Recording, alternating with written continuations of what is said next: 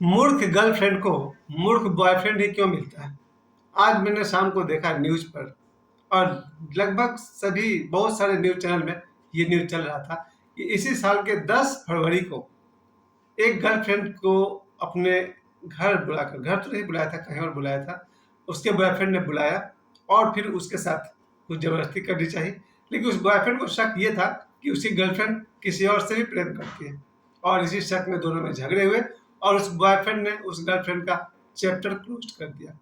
आप समझ गए होंगे, चैप्टर क्लोज कर दिया का मतलब फिनिश्ड। मुझे तो बोलने तक में बहुत दुख होता है कि उस बॉयफ्रेंड ने अपनी गर्लफ्रेंड को चाकू से, आप समझ गए बाकी मुझे क्या बोलना है। ये होता है मूर्खता की पराकाष्ठा। ये होता है वो मूर्ख लड़की जो उस मूर्ख लड़के के बुलाने पर चली गई। दोनों ही मूर्ख है, ऐसा नहीं था। एक मूर्ख है, दूसरा दुष्ट है। ये जो घटना है न्यूज चैनल पर आज अगर आप लोग देखेंगे टीवी पर, तो बहुत जगह दिखा रहा होगा। ये घटना बताया गया था इंदौर का, और इस घटना को जो रिपोर्टर्स ने, पुलिस ने भी अपना बयान दिया है, मोहल्ले वालों ने अपना बयान दिया है, और जो लोग रिपोर्टर्स होते हैं उन्होंने भी बयान दिया है। और सब बयान से एक बात तो साफ था कि ये दोनों मूर्ख, जो दोनों इडियट्स थे, ये बॉयफ्रेंड और गर्लफ्रेंड्स, इन दोनों की उम्र काफ़ी थी, लगभग 25 वर्ष के आसपास थी। और ये 25 वर्ष का ये दोनों गर्लफ्रेंड और बॉयफ्रेंड, ये दोनों इडियट लिव इन रिलेशनशिप में रहते थे, यानी कि एक साथ रहते थे शादी के बगैर। और जिस जगह पे लोग रहते थे, फिर इन लोगों ने कहीं और वगैरह वगैरह। आप कहने का मतलब समझ जाइए कि कुल मिलाकर 10 फरवरी के दिन, 10 फरवरी 2026 को उस बॉयफ्रेंड ने अपनी गर्लफ्रेंड को अपने बुलाया है। आपने घर पर ही बुलाया जहाँ लोग रहते थे वहीं पर।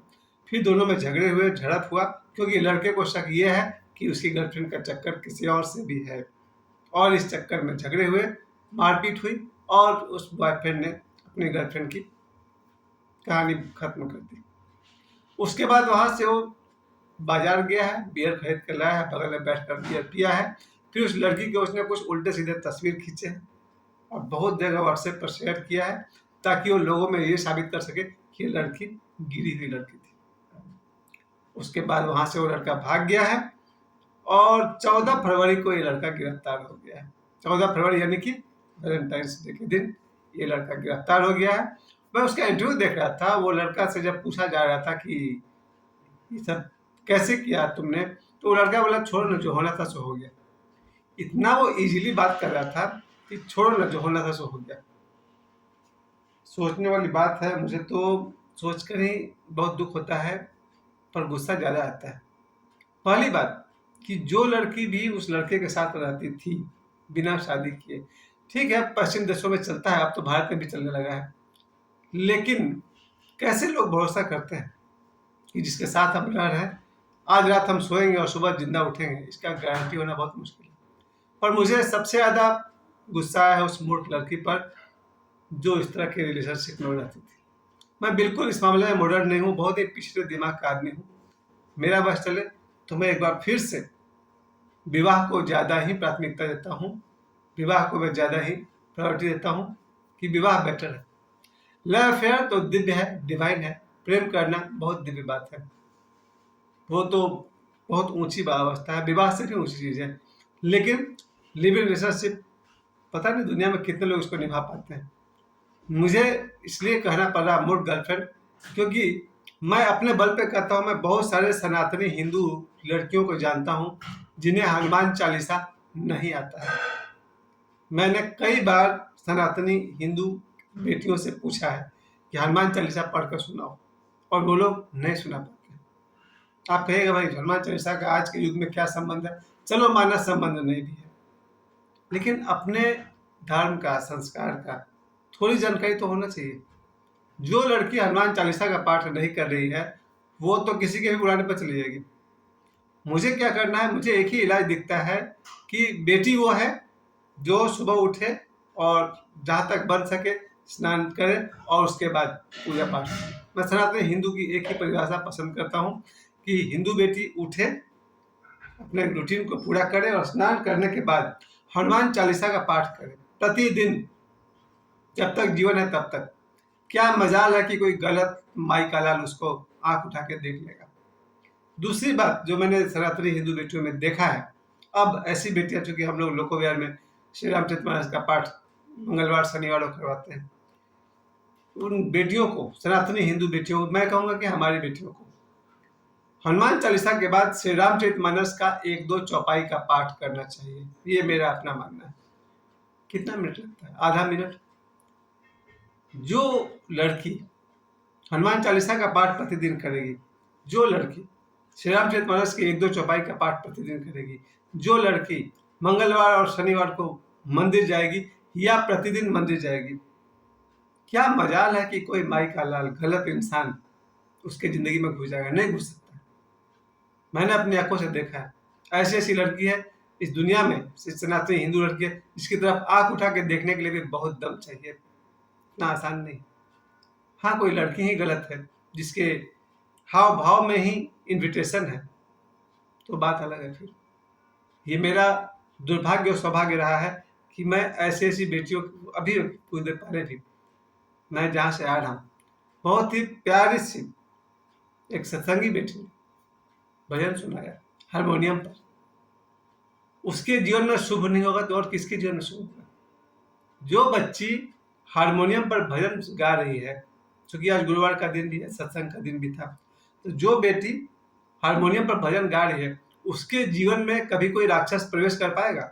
नहीं कर पाएगा। राक्षस तो उनके जीवन में प्रवेश कर सकते हैं जिनके सुबह से लेकर रात तक जो पॉप गाने पर डांस कर रही है। खतरा उसमें, क्योंकि जो पॉप गाना होगा, जो डिस्को गाना होगा, उस गाने का जो डांस होता है, उस डांस में ही समझिए कि इन्विटेशन होता है। ऐसे ऐसे गाने हैं जिस पर कोई लड़की जब डांस करती है तो ऐसा लगता है कि वो सभी लड़कों को अपनी तरफ आकर्षित कर रही है, बुला रही है। चाहे अपने ड्रेस से बुला रही है या अपने गेस्टर से बुला रही है, अपने हाव भाव से बुला रही है, अपनी अदा से बुला रही है, अपनी परफॉर्मेंस से बुला रही है। अब पूरी दुनिया को सुधारने का तो मैंने ठेका नहीं लिया है और जरूरत भी नहीं है, लेकिन कम से कम मेरी बेटी और जिनको मैं जानता हूँ उन सब से मेरी यही विनती है, अपनी बेटियों को हनुमान चालीसा का पाठ प्रतिदिन करवाना चाहिए। श्री रामचरितमानस का चौपाई प्रतिदिन पढ़नी चाहिए। नहीं तो बड़े बड़े डिस्को पब और बहुत सारे, धनबाद में भी है, धनबाद बहुत आगे बढ़ चुका है। इस धनबाद में बहुत सारे ऐसे जगह हो गए हैं जहाँ आधुनिकता छलांग ले रही है। अब जो मेरे दोस्त होंगे कहेंगे तुम तो बुढ़ा हो गया, तुम आधुनिकता के खिलाफ बोल रहा। नहीं, मैं खिलाफ कभी नहीं। मेरा, अगर मैं किसी का फैन हूं तो भगवान श्री कृष्ण का। मेरे लिए प्रेम करना तब भी अच्छा था, आज भी महानतम है और आगे भी रहेगा। प्रेम करो, खूब प्रेम करो, प्रेम करो, नाचो गाओ, इतना भी साहस कर सकते हो कि तुम एक से अधिक से ही प्रेम कर सकते हो। क्योंकि भगवान कृष्ण को लेकर के एक बात तुम्हें जरूर समझ में आ गई कि भगवान कृष्ण की एक से अधिक पत्नियां थी। अगर भगवान कृष्ण अपनी पत्नी के होते हुए भी किसी और से प्रेम कर सकते हैं, इसका मतलब प्रेम कोई गुनाह नहीं है। अब इधर से सोच कर देखिए ना, राधा माता को सोचिए। राधा माता को तो पता है कि कृष्ण शादीशुदा है, फिर राधा माँ क्यों उनकी तरफ आगे बढ़ रही है?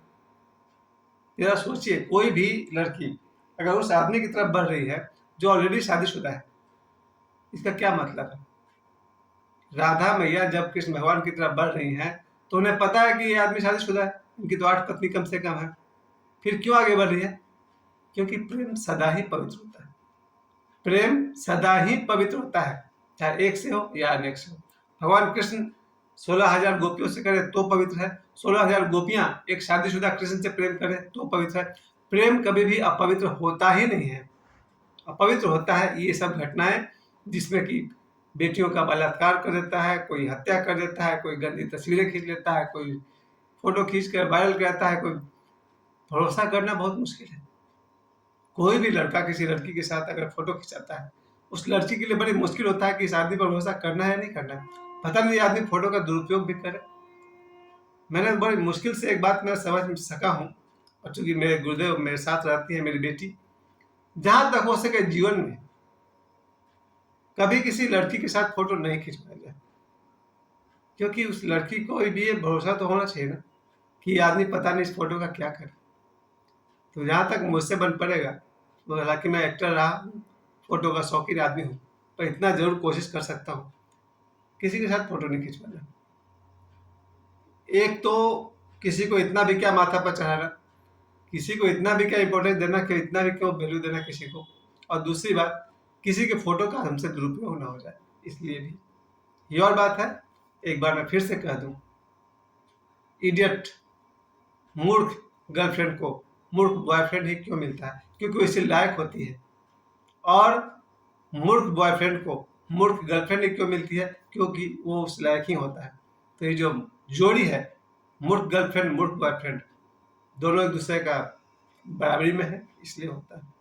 खैर, मैं अपनी तरफ से सभी बेटियों को बहुत बहुत आशीर्वाद देते हुए यही कहना चाहूँगा, प्रेम करो, खूब प्रेम करो।